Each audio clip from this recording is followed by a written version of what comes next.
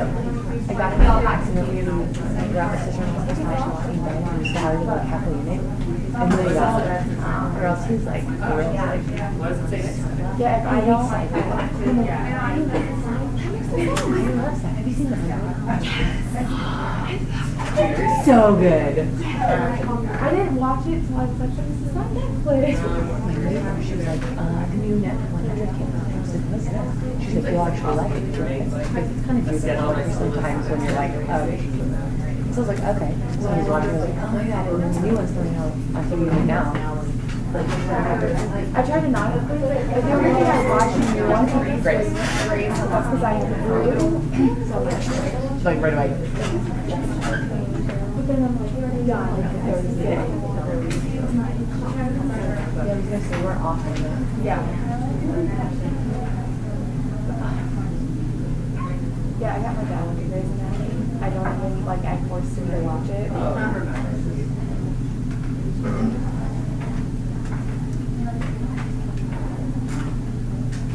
Somehow there's an extra class day in there.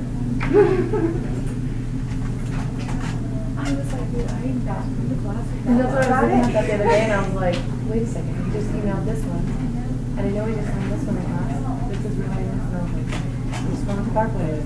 We stand it up. I was just telling me what we hadn't done yet. Yeah. I'm like, that. Because I was like, yeah, I have that exam with you guys. But I didn't know. Yeah. Because you can't do that with the night. All right, so I'm sure everyone stayed home and studied all weekend. Do you have an extra day off? I had a 10-hour drive yesterday. 5 hours. To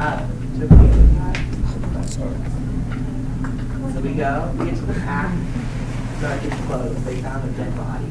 It's going to be closed for how So then we have to turn around and go like up 2 miles, super long way, traffic. But it's beautiful there. I don't care. When it comes to And this way, you're like, yeah. So it's normal, like 2 o'clock. Can you say where we're from? Oh, yeah. I had to do that. We're out of. When they had that, on Iowa. I'm drunk. Layer in China. Oh, yeah. Yeah, I know it was closed. Oh, so just went out there and they're like, Yeah. Because I was surprised my brother going to Jackson. Done.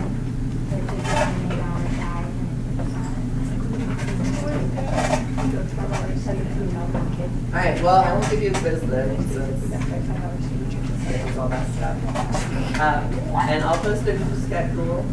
Mostly, I think we'll just fix it. We'll make a test. I don't know. I can't read your calendar.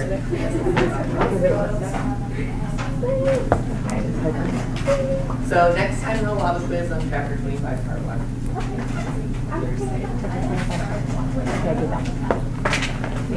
Right. I didn't know.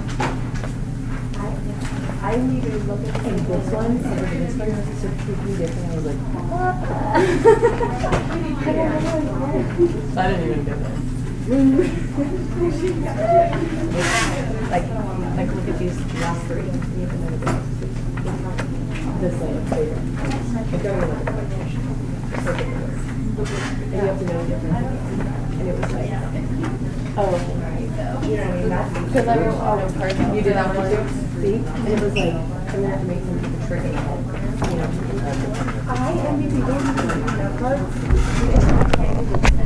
Oh, that usually they really do have to. Right, so but in this last time we went through kind of all the basics of the organ through the GI tract, small intestine, large intestine, and most of today is going to be enzymes and regulation of the whole system. And make sure you're making the right amount of stomach acid or putting the right amount of digested food into the small intestine at the right speed and everything. So we'll be working that.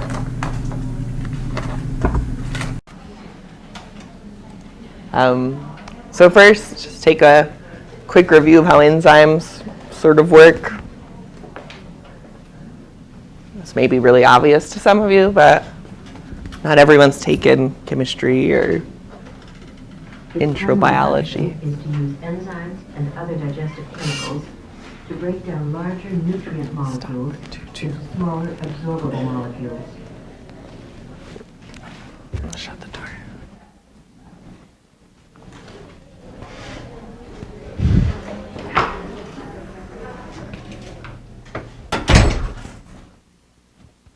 Sorry, that's distracting.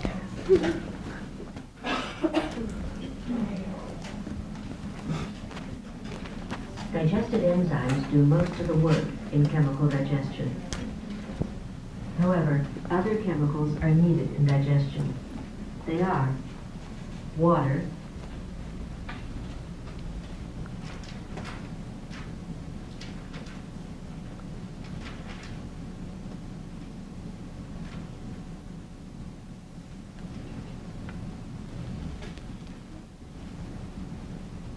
bile,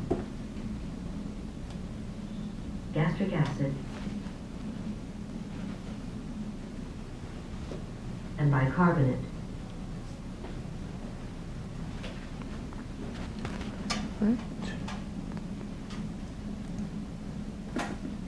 Chemical digestion consists of enzyme-mediated hydrolysis reactions.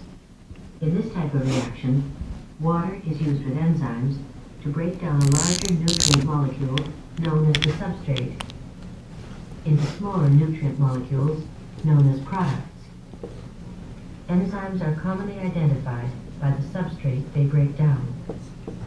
In this case, the enzyme dipeptidase breaks down the substrate dipeptide.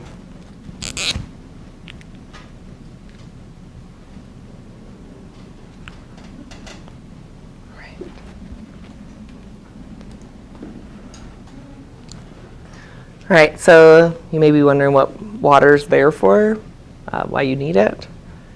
And so basically most of what you eat are macromolecules.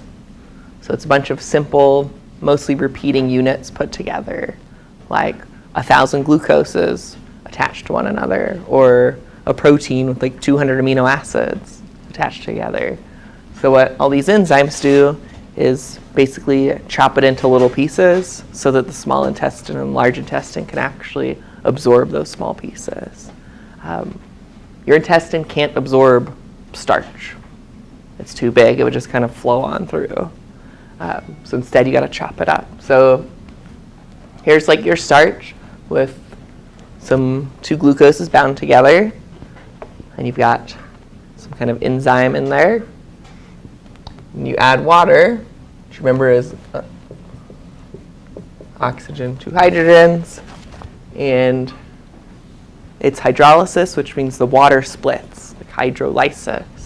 So the glucose, this bond gets broken, one glucose gets an OH put on it in the process, and the other glucose gets a hydrogen put on it. And now we've got individual glucose monomers that we can absorb.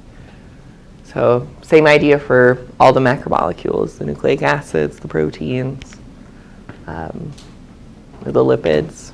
Gotta kind of chop them up first. So you can imagine you need lots of different enzymes to do this.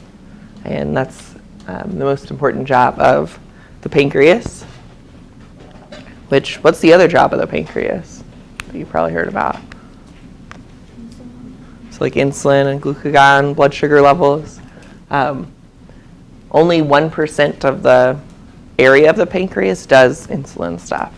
The rest of it, 99%, is all about digestion, which is interesting because most people don't know that.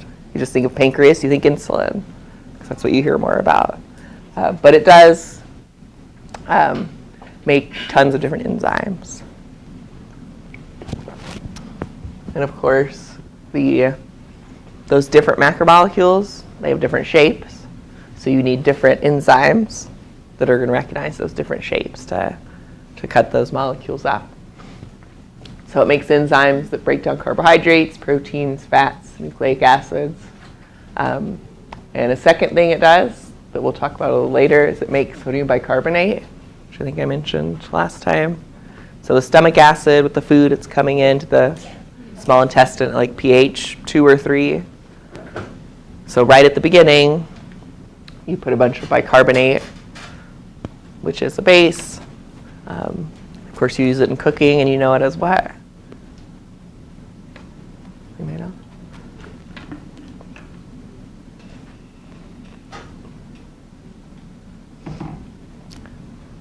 So baking powder, sodium bicarbonate. Or is it baking soda? I always get the two mixed up. I think it's baking soda, actually. What? I think it is soda.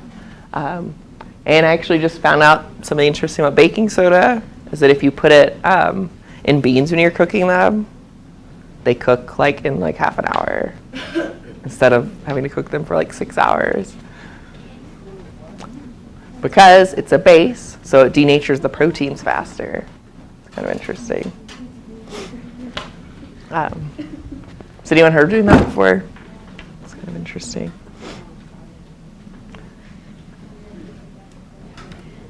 All right, and it does put all its enzymes and bicarbonate right into the duodenum, right at the very beginning of the small intestine, which makes sense. You've kind of done the mechanical digestion, broken up the food into pieces, maybe you denatured some of the proteins with the acid, and so now we can get all the enzymes to really start chopping everything up.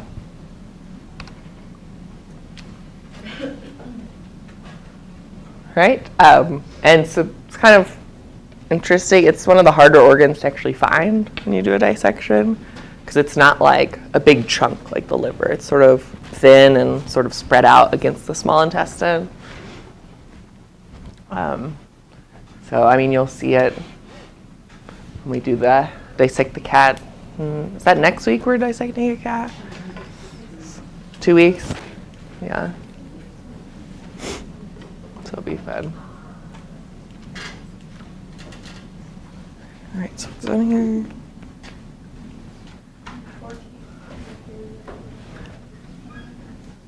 All right.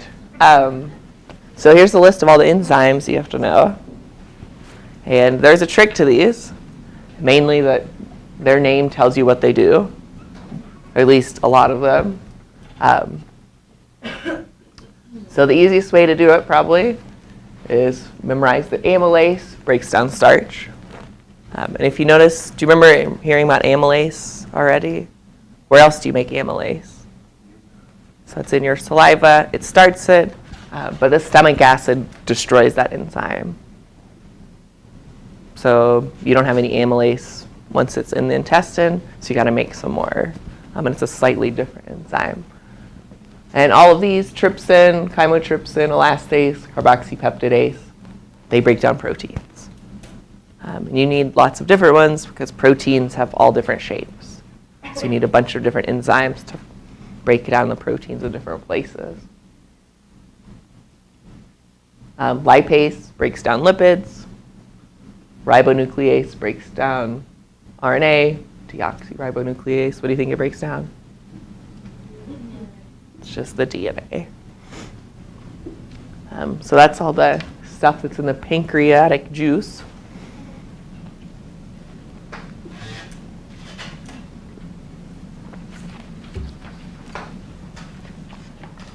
All right. Get this thing going.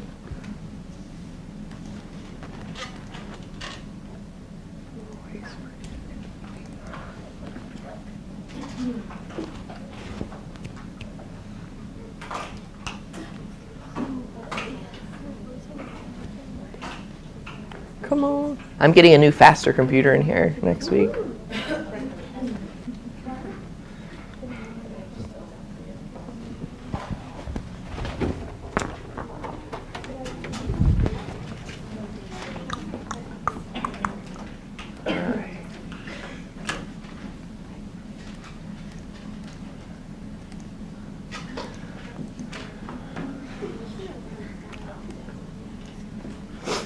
All right, what if you're obsessed with whipped cream and you just eat a big pile of it? Unsweetened. I know. Hey, maybe you're on the Sugar Busters diet, I don't know.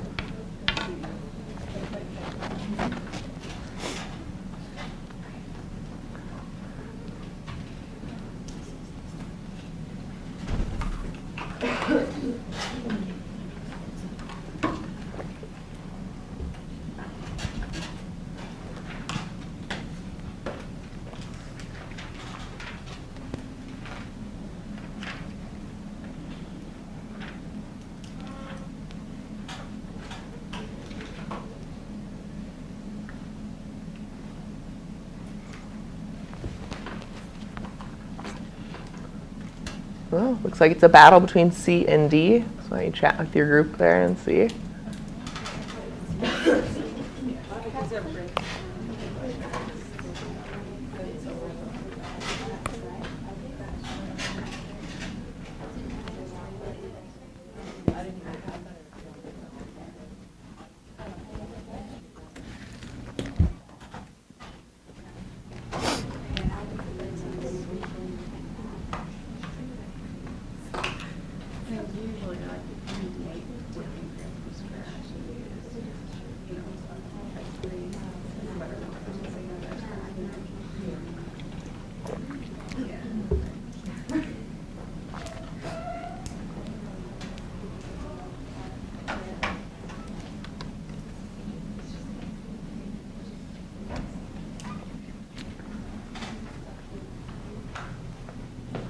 All right.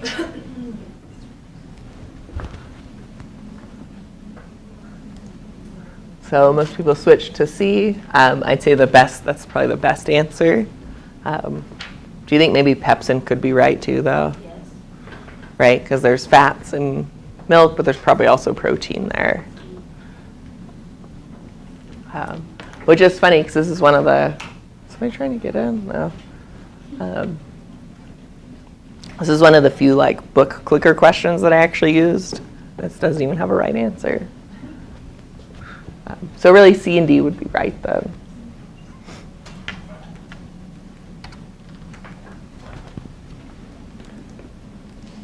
I don't know, maybe I should use butter. Does butter have protein in it or is it just fat, do you think?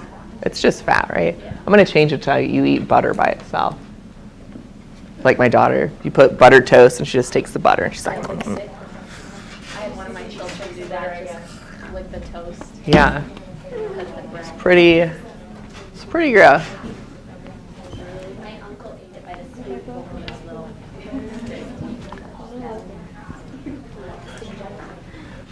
I have a spoon.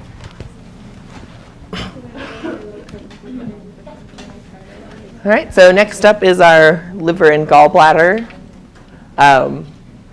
So one of the things the liver does is make bile, which is a fat emulsifier. And we're going to watch a little movie about that in a second. And the gallbladder actually stores extra bile, so that you've got a big pile of bile ready. If you eat something that's very fatty, then the gallbladder can just inject it right into the small intestine and get it all emulsified. So let's see what emulsify means exactly. So I found people have a hard time with what it means exactly. All right.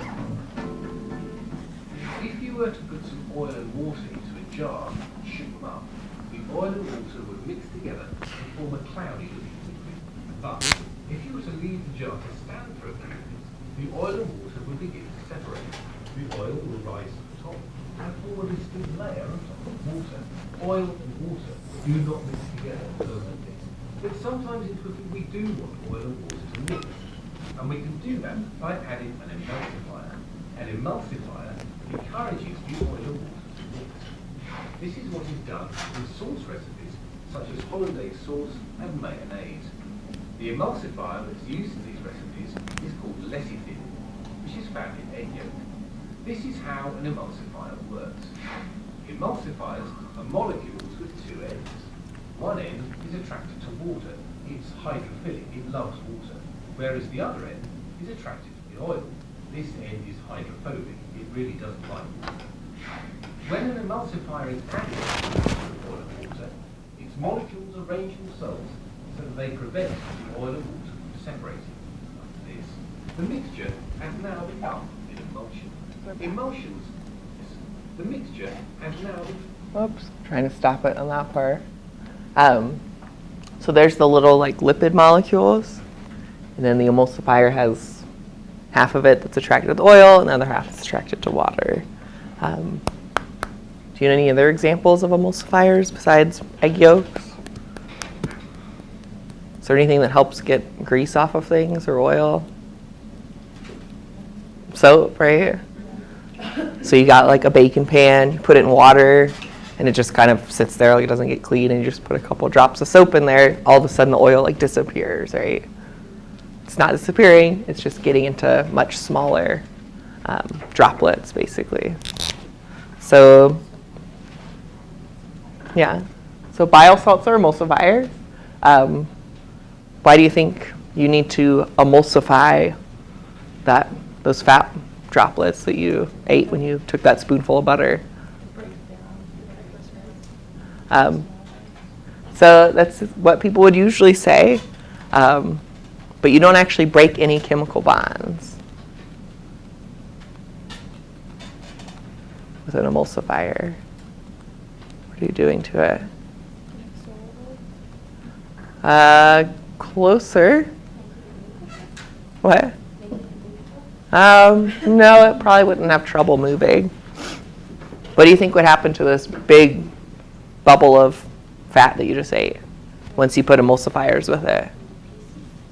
Okay, so instead of, we'll just put little molecules in here. Instead of a big, huge bubble, now we're going to get lots of little bubbles with just a few triglycerides in it. And this is important because what do we have to do to these triglycerides before we can absorb them?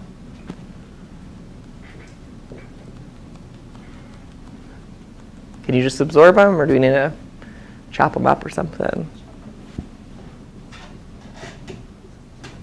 And the enzyme that breaks down lipids is a lipase. So now that it's in small little bubbles, that lipase enzyme can find it and quickly break it into tiny little pieces. If you tried to skip that step, it would only be able to grab the triglycerides that are right on the outside of that bubble, and it would take a really long time to digest it.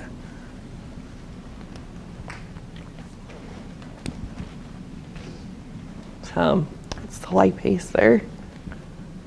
So isn't there an intestinal disease that doesn't produce that step?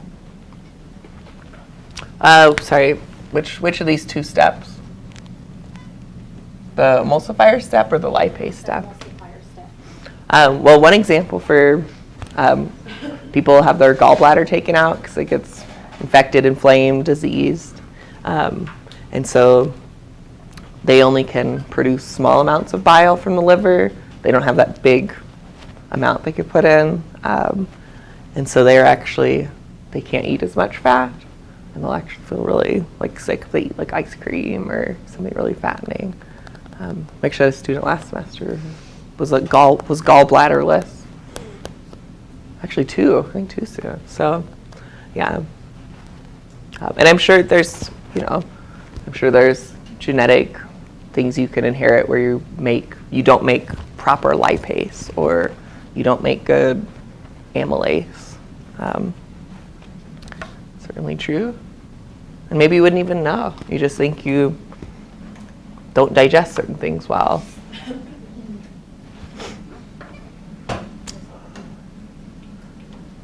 Right.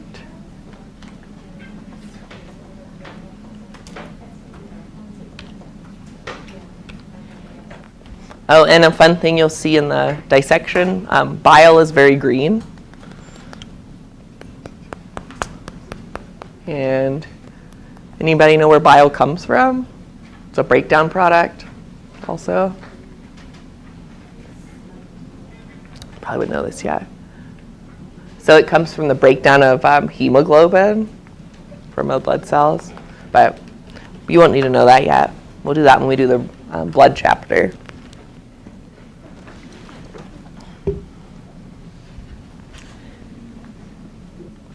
All right. So why is it important to emulsify lipids?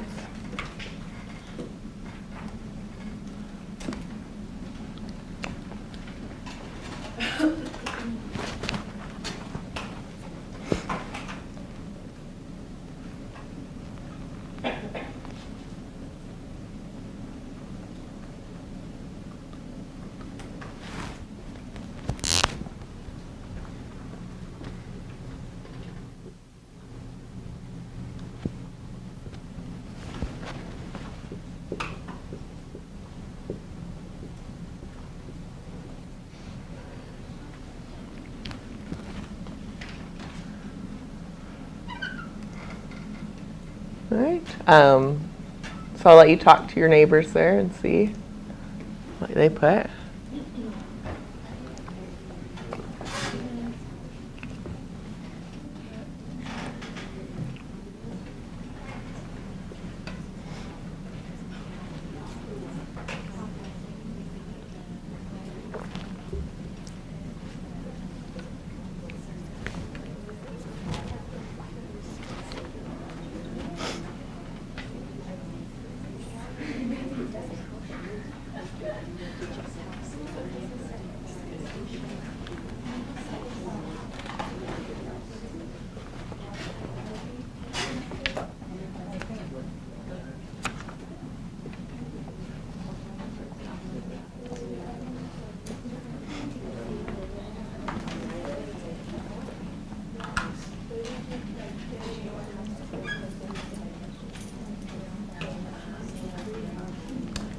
All right, so A, B, and E. So if you chose B, you'd be correct.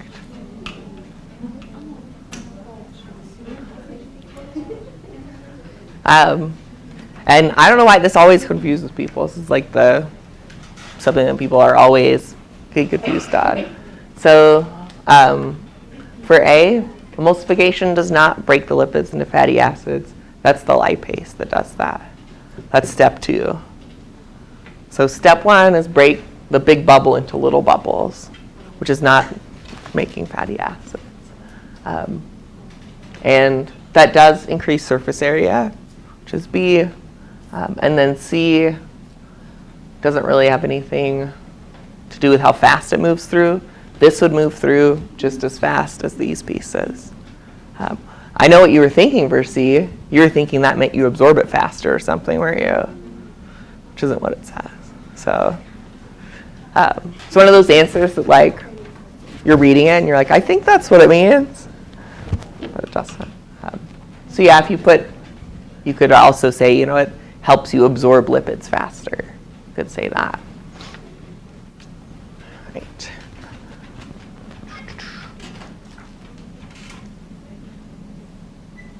All right, and I think, let's see, I don't think this is on the study guide if I remember right, but I just wanted to show you up there, your small intestine also makes a whole bunch of its own enzymes. So it has the enzymes from the pancreas, and then it makes all of these as well to break down,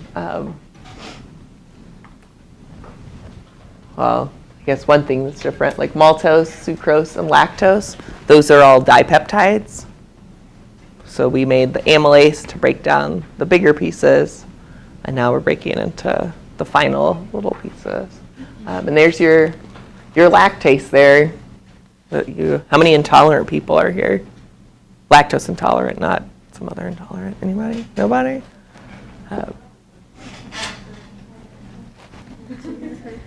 There's actually a strong correlation with what your ancestry is. So if your ancestors were more shepherds and, you know, lots of milk in the diet, you're way less likely to be lactose intolerant. It's kind of interesting. All right.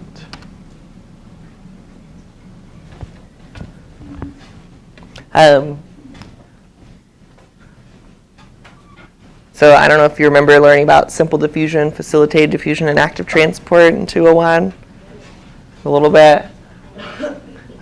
You probably hated it. It's okay. So just wanted to point out that all of those processes are happening in the small intestine.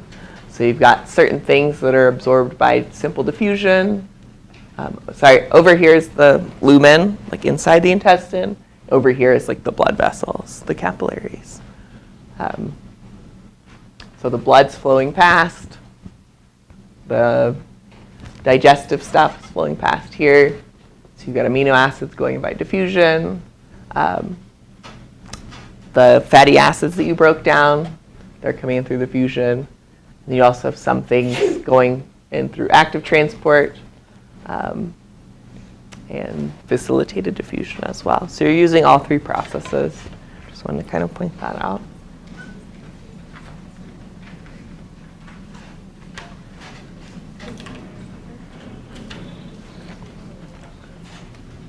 All right, and one interesting fact that people may not know is so here's the intestine, like the villi sticking up in the small intestine. It's the same for the large intestine too. So blood's coming in and it's picking up all of the nutrients. And then from there, it goes through the hepatic portal vein to the liver. So your liver is the first organ that sees all the nutrients you absorbed. And that's important because it can kind of modify them or store any extra ones. And perhaps filter out any really bad toxins that may have ended up there. And then from there, it goes through basically back to the heart to get pumped to the lungs, and then to the heart, and then out to the rest of the body. So like a nutrient you absorbed to get to like your bicep, you would have to go to the liver, to the heart, to the lungs, to the heart, and then to your muscles. So it's quite a long thing there. So it's right there. So it goes into the sinusoids, the central vein, the hepatic vein, and right here it should say liver, which is weird it doesn't. And then inferior vena cava and the right atrium, for being specific about where all those things are.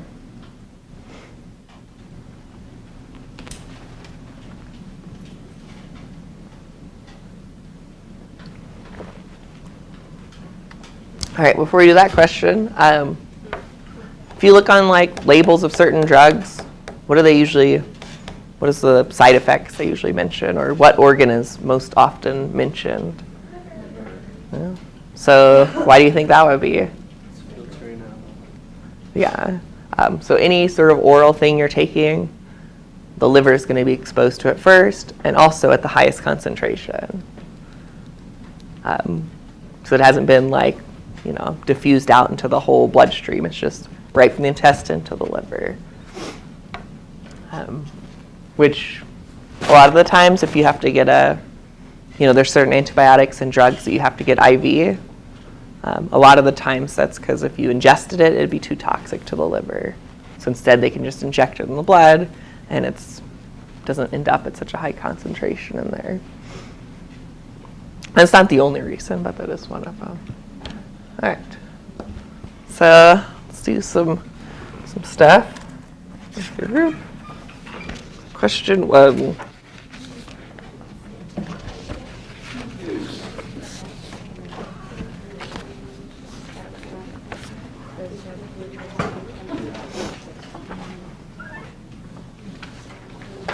Yeah. I better write myself a note here.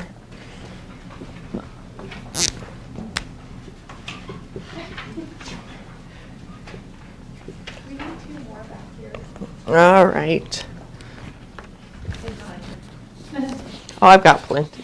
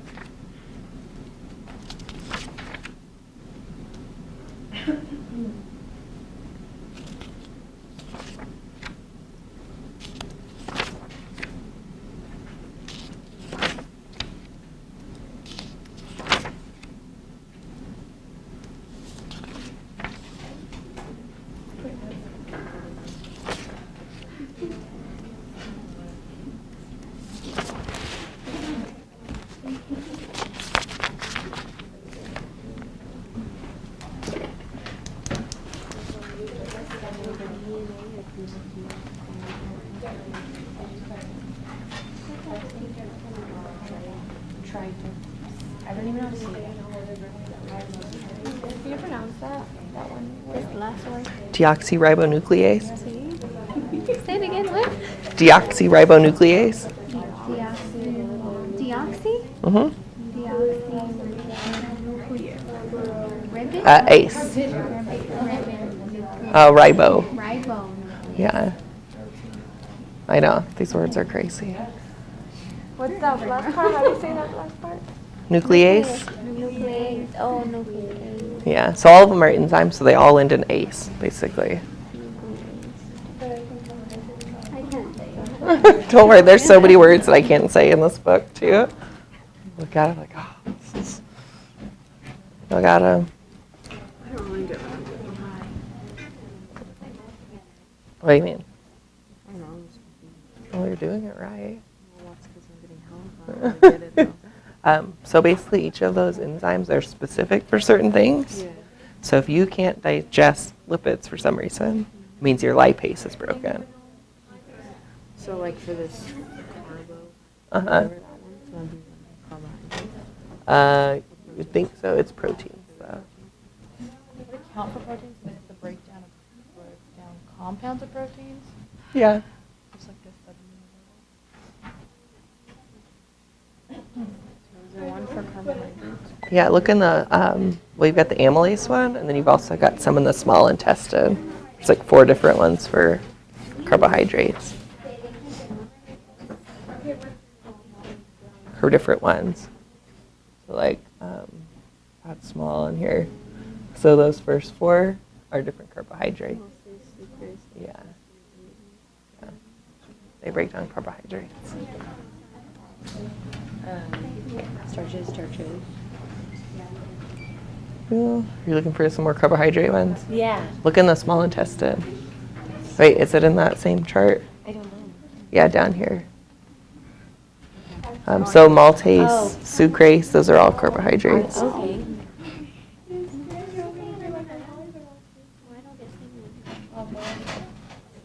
Carboxypeptidase is not for carbohydrates, though. It's not? It's for proteins, even though it sounds like carbohydrate. Okay. Say that again. What is it? It's this one, I know. Say it. carboxypeptidase. So then, is that the only one for carbohydrates? The carbohydrates, there's also the ones in the small intestine, like maltase and lactase. Those are breakdown carbohydrates.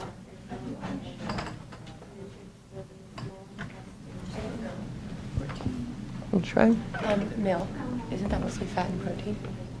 And sugar. There's actually a lot of sugar in milk. Lactase, or not lactose is milk sugar. It's a dipeptide. It's like. Okay. Actually, look on the carton. See how many sugars it has in it. I believe it. Just look at it. It's kind of a lot. Because it tastes kind of sweet. I mean, think about it. Yeah. Right? Yeah. Yeah. I'm trying to think. I don't know how much exactly, I don't but either, but I'm gonna look. yeah. I'm gonna be like, this is. Sugar in whole milk. Do it. 10 grams or 10, what do they call it? Servings? In a serving, I don't know. whole milk. Okay. Well, whole milk and skim milk will have the same, right? I don't know. Does it? I don't know, I just know I've looked on a whole milk. I Yeah. have a whole milk for my kids, and it should be different. Yeah. 'Cause it's like a fat-free. Uh-huh. There's milk because I grew up on a dairy farm. Yeah. So the store-bought milk Doesn't taste. Grace, you have. Huh.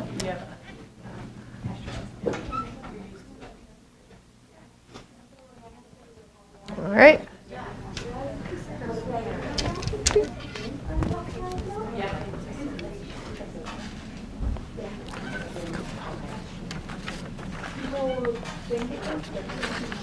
All right, so let's go ahead and keep going. I'm sure you're only supposed to do question 1 for now.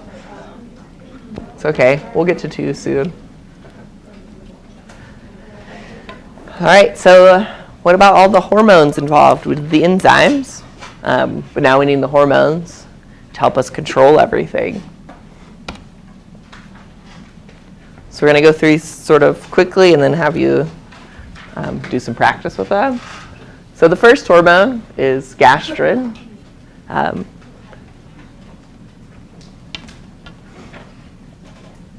was I going to say? Oh, so if you remember, what are the 4 main parts of a feedback system? All right, so we've got a stimulus. That's first. And what does the stimulus activate? The receptor. And what does the receptor? The receptor tells something. Control center. And then the control center tells the effector or effectors, possibly. So for all these different hormones and loops, they're going to have those same 4 components. All right, so gastrin, as you saw in your study guide, it's made by the G cells. And the stimulus is either a high pH of what's in the stomach or the stomach stretching. And the response is it tells the parietal cells to make more HCl. Which, I mean, kind of makes sense. If the pH is too high, what do you need to do? Base it. What? Make it more basic. No, it's too basic, so you want to make it more... Sorry, I know where you're stuck. Never mind. I know. What you're saying. You want to kill So those dirty germs in your acids down by 0 or 1, base is here, but then when it gets confusing is high pH is actually up here, and low pH is down here. So I think people always want to say high pH is acidic, right? Just because it sounds, I don't know, you're thinking about the H pluses probably. So anyways, high pH is basic, so you need to make more HCl. Or if your stomach is stretching out, what does that mean? Why do you need more HCl then?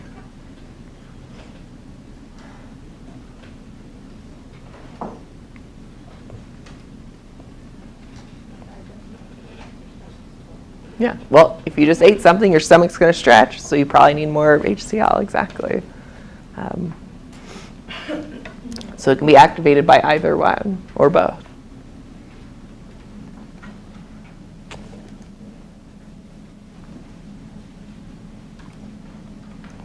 Right, and just so the other cell types in there, we did the G cell, and if you notice, it's kind of at the bottom of the pit that lines the stomach. So your stomach isn't completely flat. There are these sort of microscopic pits in there. So you got the G cells. The chief cell makes lipase as well. Parietal cell makes HCl. Mucus cell makes mucus. And you've got other mucus cells as well. There's the different cell types.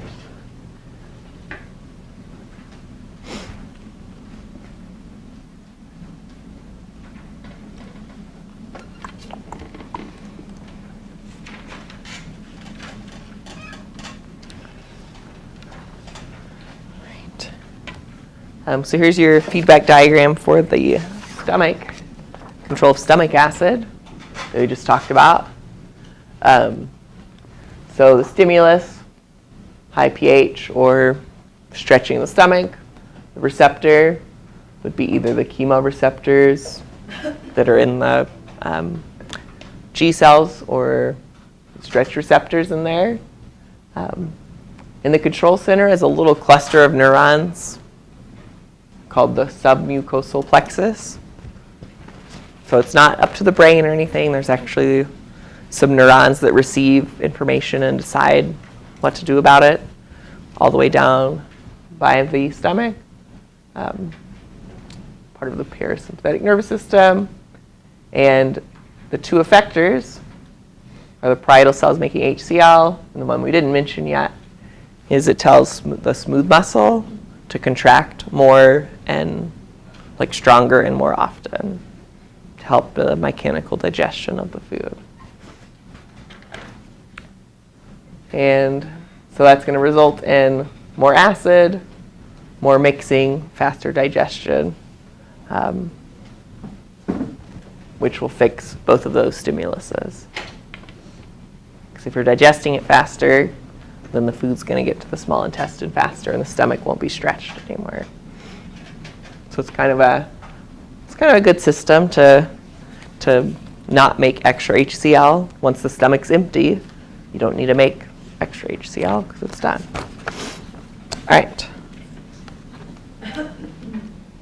So next up is question 2, which is true and false, and question 3, which is about that diagram, feedback diagram on the back, which I'll put back up here.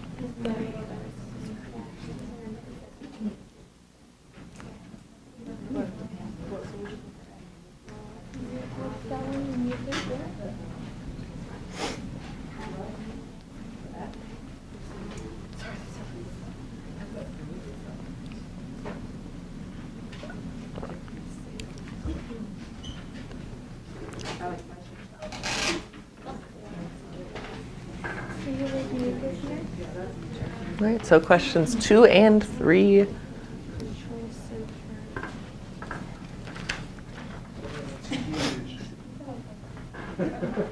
Whoa. Don't freak out, Carissa. There's just a bug underneath you.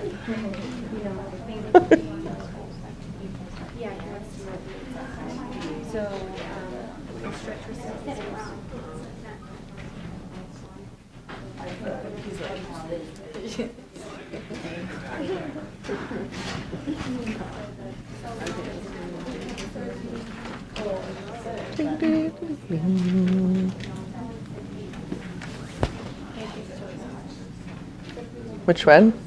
The low pH in the stomach leads to secretion of gastrin.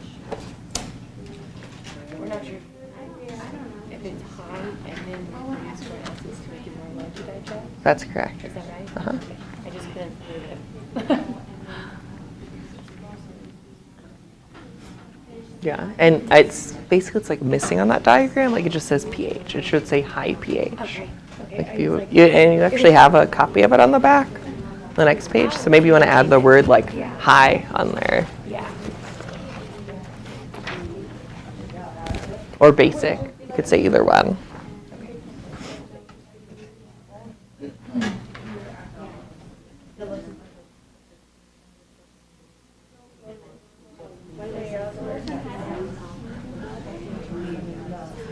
All right, so as you're working on number 3, make sure at some point in your answers you're talking about what symptoms the person would have. In addition to whatever else you write down, but that should be part of it. Like,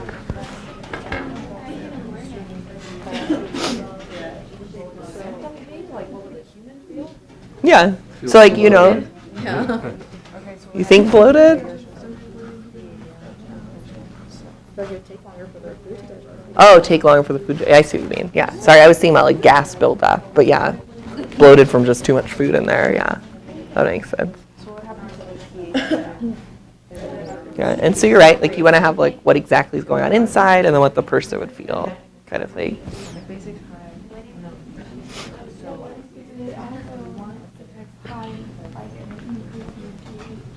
Y'all got quite a long answer for this first one. Well, there's a lot of problems that create. I know. We said that the stress receptors in the stomach are mutated and don't work at all. The body wouldn't have the correct signals to the control center where the pH would be low because when you eat, it increases that pH. But if it's not working in that receptor, then your pH would stay low. Your pH would stay high. Would it stay high? Yeah, it's high because low. Or stay neutral, I guess, maybe, right? Like whatever the pH of your food is, it's probably 7. Would be neutral, so the HCl wouldn't be released and no food would be digested. Mm-hmm. So what do you think would the person feel then? A lot of pressure and pain. Right, like just, yeah. Yeah, digestive causing.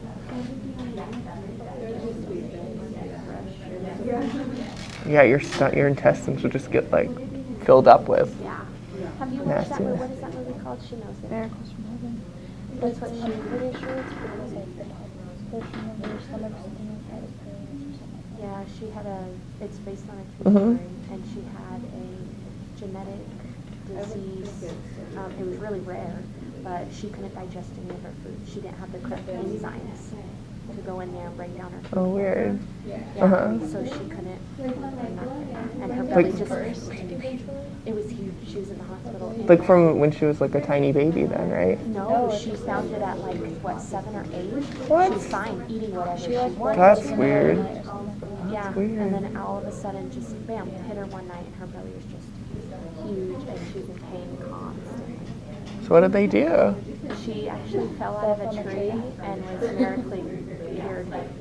She hit on just the correct portion of the brain, and Well, it's probably not the enzymes then.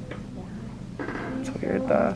we're gonna have to watch that movie. I'll have to look it up.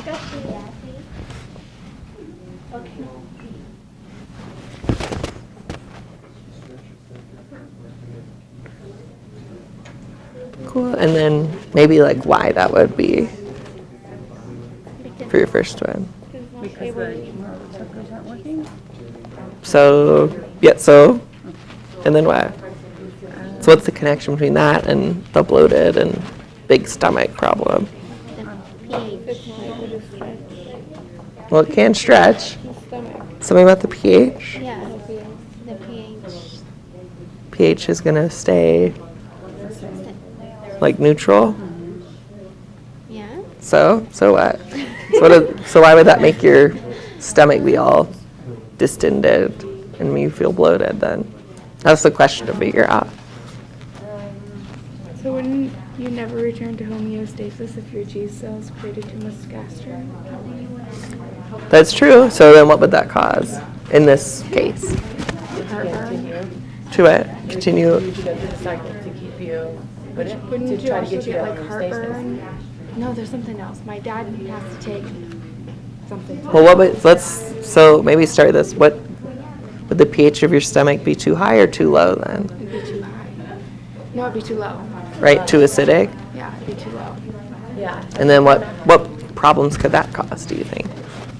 Oh my gosh, you could start getting ulcers. Could? Yeah. Or like you said, like heartburn or acid reflux could be too. That's what it was. Acid reflux. Yeah. And so he takes like what, Pepsid AC or something? Yeah. Or, yeah. I mean, it gets really bad if he doesn't take it. Actually, I should look up how that works. So does your body continue to keep trying to make the acid higher, like to more neutral, to get you back to homeostasis? So does your body continue to just keep trying to get you there? And do you eventually reach homeostasis then? And are you talking about in this case? Yeah. Well, basically the G cells have been cut off from Yeah. the receptor stuff. So you just keep making more and more stomach That's what I'm acid. saying, so you just keep doing it, and then Right. that's why you have to take the medicine. Right. So you'd have to get. Yeah, and I don't know how Pepsid AC works exactly, like where in this loop it happens. It would make sense that G cells are, but I have to look it up and see.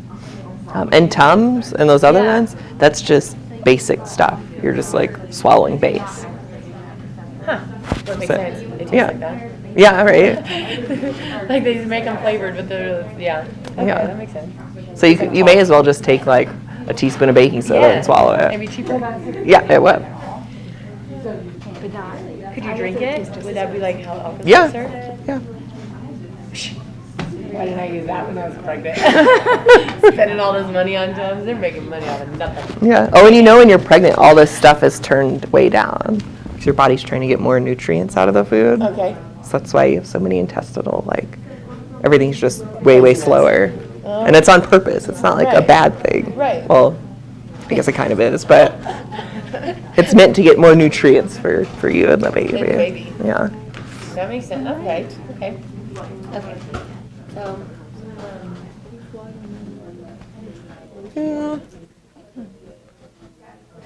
pH would. Stomach would become acidic. And then what? What would that do to a person? Oh yeah, from the blood, yeah. But what about peristalsis? Would it stop? Hmm. I don't know. Well, I'm trying to think what that would do to the smooth muscle then. Well, because it's sort of separate, right? Wait, no, it's excess gastrin. Yeah, so you'd probably have like cramps then. Or, your stomach would feel like, keep going, like more, Would be excessive. yeah.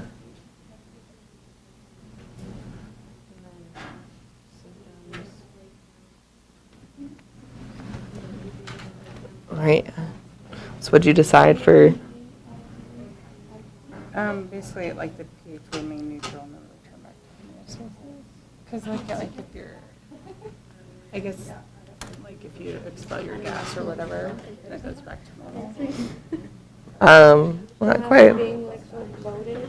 Well, so you would be bloated, right? But why? That's the question. So why do you have a low pH in your stomach? To start with.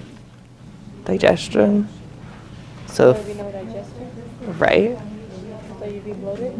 Yeah, because then your food's Oh yeah, 'cause just, you're not. yeah, that's what I'm trying to get y'all to say. Oh god. You don't have to erase anything. I think everything you wrote except pH would remain neutral. I don't think it returns to homeostasis though. It does remain neutral. It does remain neutral. Yeah. But I think the point is the system's broken, so it doesn't return to homeostasis. All right, what'd y'all say for the last one? So the HCl, if you produce too much of that, you have more allergic responses to food? Or is that opposite? I don't know why you'd have more allergic responses to food. Well, if you produce too much of the HCl. That's just acid, right? Yeah. So what would the pH of your stomach become then? High, it'd be low. It'd be low? Because of acidic. Yeah, very low pH. What problems do you think that could cause for a person? Your bowels would be like not controllable. Possibly. We thought the contractions of the stomach and the intestines would be greater. Yeah. And then we also said that it'd be an increased secretion of the ACL, with increased secretion of the pepsinogen, breaking down proteins faster with the low pH. Okay. Do you think low pH might cause ulcers too? Yeah. Yes. These contribute to them. So yeah, all that stuff would work. So got it. All right, so what do you think for B? Is this one right here at the response? Well, yeah, so, Okay. well, kind of. Remember the G cells are up here? So if you're turning all of these responses, if you're always making gastrin, then you're always making that response. And it just stays here. It won't go up there. Wow. But it'd be like too much, right? So you have like acid reflux or something like that. That could be one. So it's as if this part didn't happen. Like there was no stimulus. It was just always responding, even when there wasn't anything in your stomach. Oh, wow. Right? Burn. Yeah. You'd always burn you to death. Yeah, probably. You would not feel well. That's for sure. Acid reflux, and then yeah, if you're just like pumping acid into the intestines, So is that what would that happens cause? when you like throw up and then you stop for like if you don't eat it? Mm-hmm. Like, You know? what do you mean? What Like happens? if you throw up your Uh-huh. food, you know what I mean? Yeah. And Feel the then burn you, still, yeah. Well, yeah, 'cause Like, you keep producing that, right? Maybe Yeah. you don't have anything in your stomach. Right. Mm-hmm. Yeah, you're right. So like, even if you're not drinking water, you still have stuff to like throw up. Yeah, Yeah. that's Because what it when is. comes out, like, Yeah, it's just so yeah, disgusting. it comes out like We had a patient that actually developed cancer from acid reflux with not taking care of it. Mm-hmm. And he ended up In the dying. esophagus? Yeah. He ended up dying. Is Can't- that the what is it called? The gastritis? It was just esophageal cancer. Yeah, because that flap down there can break, like, or it could be genetically messed up to where it just lets the stomach acid come up, and it just damaged those cells so much. So maybe. All right. Anyways, we should keep going, I guess. All right, let's keep going. So anyways, that's good. Those are good practice questions for what we're going to be doing in here. So you got to look at those diagrams, and you kind of have to connect. Like, well, if this breaks, then this is going to happen, and the person's going to feel this. You kind of have to put both those pieces together. All right. So the next two, so we got 2 minutes.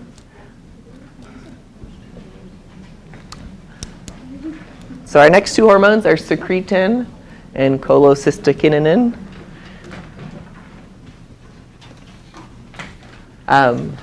Once again, the same kind of steps.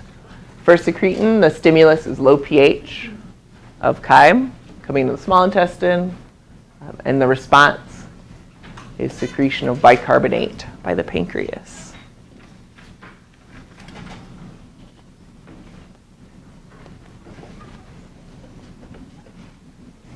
And then the second one is the cholecystokinin.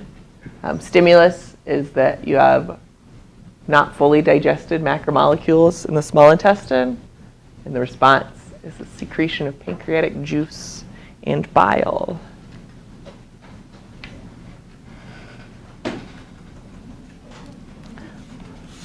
So what you're going to do is draw the feedback loops for those two hormones on your table with your group. And pretty much almost all the information you need is on that slide. So think about what's the stimulus, what's the receptor, and what's the effector. See what you could do.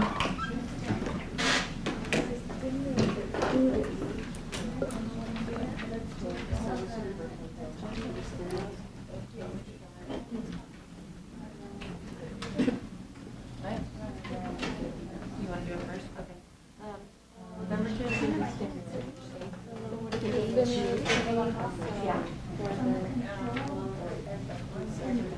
Oh, so if you're stuck, think about, you can look at that stomach acid diagram, kind of get an idea of, you know, the arrows and stimulus, whatever.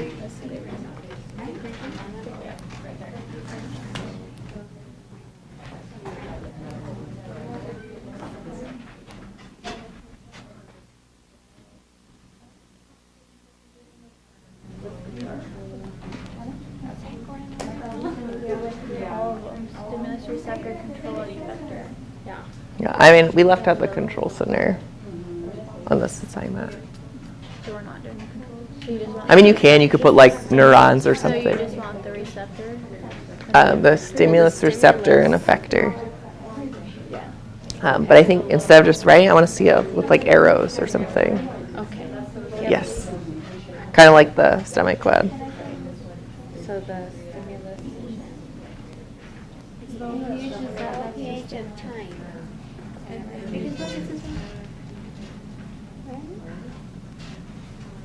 All right.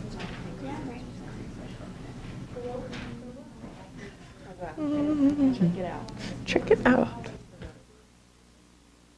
I would say what the pancreas does to fix the low pH.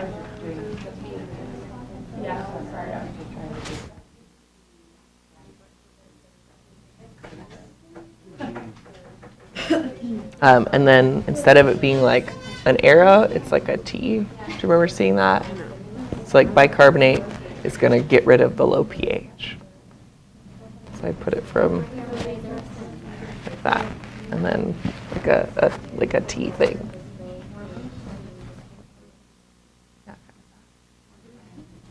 Like that. Sorry, it's a sideways T. Sorry, I forget we didn't do this yet. So that means bicarbonate blocks the low pH, right? Because it increases the pH and the system shuts off. So that's cool. Are we supposed to just choose one hormone, or are we just supposed to do hormone in general? For number 4? Yeah. We're doing secretin for number 4. That makes sense. Yeah, And then 5 is the other one. there it is. Okay. Oh my gosh. It says it. I'm sorry. You're confusing me for no reason over here. So if you think on like it's like a loop, right? Yeah. So you want to have the stimulus, the receptor, the effector, and then how that changes the stimulus. Cool, so y'all are doing good?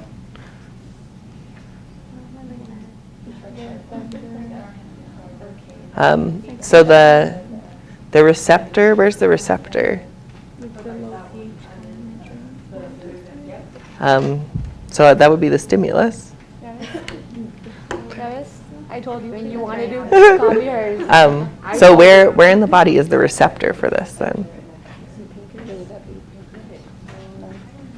The receptor is sensing the stimulus. So if your stimulus is low pH of chyme going to the small intestine, where do you think the receptor? In the small intestine. So the receptor is the small intestine? The receptor is in the small intestine. And that's the stimulus. So I would just write stimulus next to that.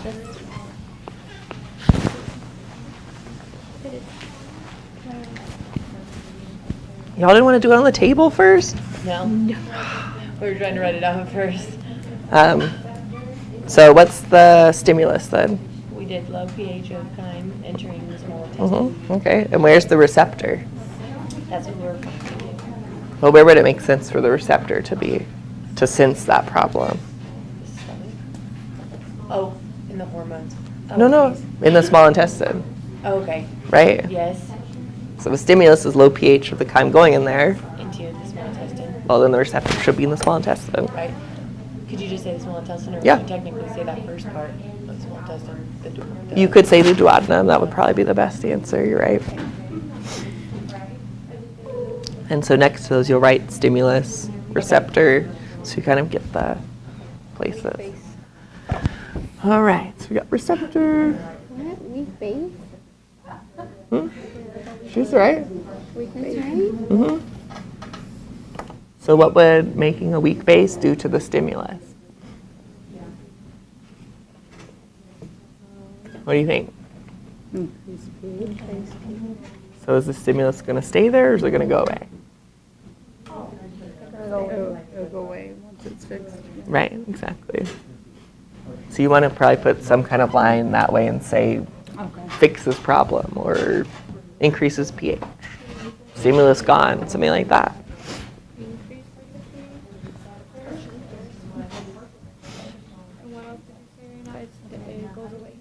Yeah, so like some kind of arrow up to the stimulus that's saying like, now the stimulus is going away, right?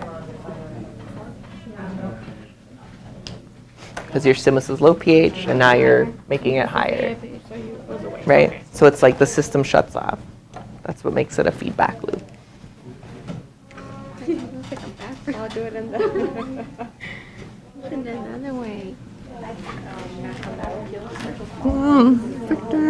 And then the last thing you want to, for the top one, is you want to connect your effector to the stimulus. So what does that secretion of bicarbonate do to the stimulus? Brings it back to normal levels. So what does it do to the stimulus though? Does it, It higher the pH. right? So is the stimulus still there? No. Okay, that's the key thing. All of the stuff you said is right, but something like gets rid of stimulus or Increases pH. increases pH and blocks. I'm trying to think of the right word to say it, but yeah, So if it's reducing the stimulus. reducing the stimulus. There you go. That's the right word for it. Yeah, I did that as the E vector. All right, so I guess you got the other one too? Yeah. Sweet. Stimulus. Okay, and how does making extra juices and bile, what does that do to the stimulus? Stop it. Yeah, so she Right. just macromolecules. Yeah, okay. So it can be absorbed. All right. It's partially. Yeah. Yeah, because the problem is you're not digesting enough. Right. So make extra stuff. So you got it. Sweet loops. Sweet loops. Sweet feedback loops. It helps to like draw it like that, I think, rather than just read about it.